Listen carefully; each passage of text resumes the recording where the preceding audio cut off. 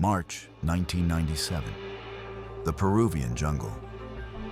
A group of United States Marines is moving through dense terrain toward what their commanders described as a downed friendly aircraft. They had no reason to question the order. They were perimeter security. This was their job. But when Lance Corporal Jonathan Weygandt reached the edge of that ravine and looked down, he knew immediately. Whatever was embedded in that cliff face was not a friendly aircraft. It was not any aircraft. And the men who showed up minutes later to remove him from the scene at gunpoint. Men in black camouflage with no unit insignia, no identification, and no explanation. Made very clear that what he had just seen was something he would never be allowed to talk about. He talked about it anyway. To understand what Jonathan Weygandt was doing in the Peruvian jungle in 1997, you have to understand Operation Laser Strike. Laser Strike was a real classified counter-narcotics operation coordinated by United States Southern Command, US Southcom, and based out of Howard Air Force Base in Panama under the command of General Wesley Clark. It was not a small operation. Up to 20 agencies were involved, including the DEA, CIA, US Air Force, and National Guard. The mission was to track and intercept drug trafficking flights moving through South American airspace. Peru in 1997 was one of the most active drug corridors in the world. Narco smugglers and a violent terrorist group known as the Shining Path both operated aggressively in the region. The threat environment was real and dangerous. Jonathan Weygandt was a Marine Corps Lance Corporal, a Stinger Avenger gunner assigned to MACG-28.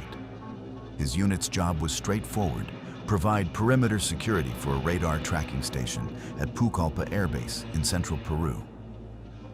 Guard the compound, watch the perimeter, keep threats out.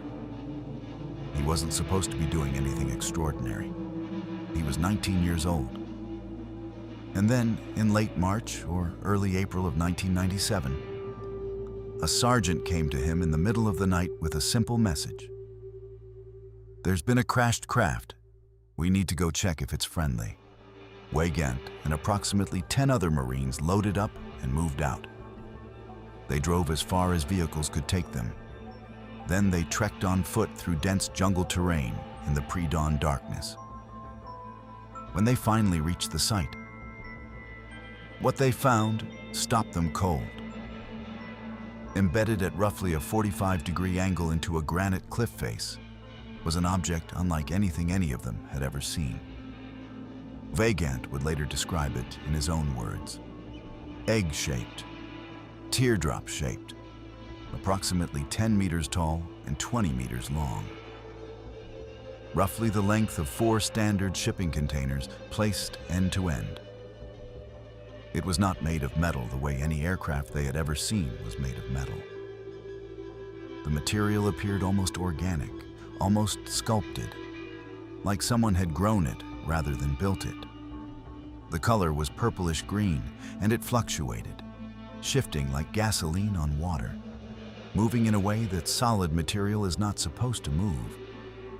It was humming, not a mechanical hum, something deeper.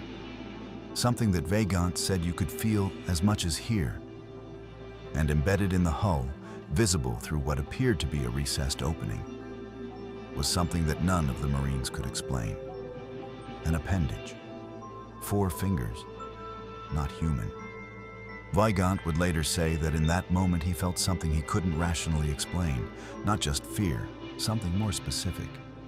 As if whatever was inside that craft was aware of him. He moved closer. That was when everything changed. Before Weygandt could get close enough to touch the craft, they arrived. Men in black camouflage, fully armed, no unit patches, no rank insignia, no identification of any kind. They moved with precision and urgency, clearly not surprised by what they were looking at, clearly not seeing it for the first time. They were followed by personnel in what Weygandt described as MOP gear, mission-oriented protective posture, hazmat suits, gas masks, rubber protective equipment. These were not first responders arriving to assess an unknown situation.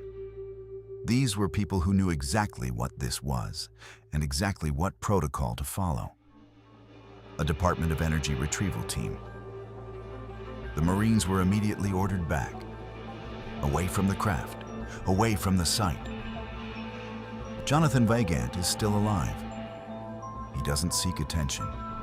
He doesn't go to conventions. He doesn't monetize his story. He gave 2 interviews in over 25 years, and in the second one said he had nothing to add to the first.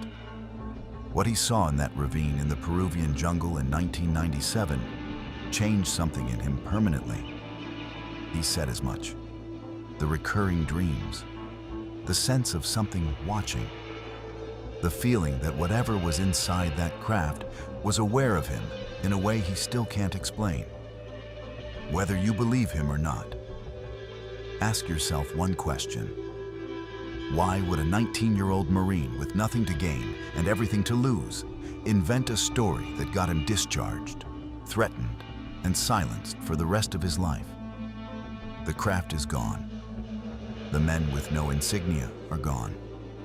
The site has never been publicly identified, and the U.S. government has never commented on Operation Laser Strike's more unusual encounters. Some debriefs never happen. This one should have. This has been Debrief Unknown. Some stories don't need to be classified to be forgotten.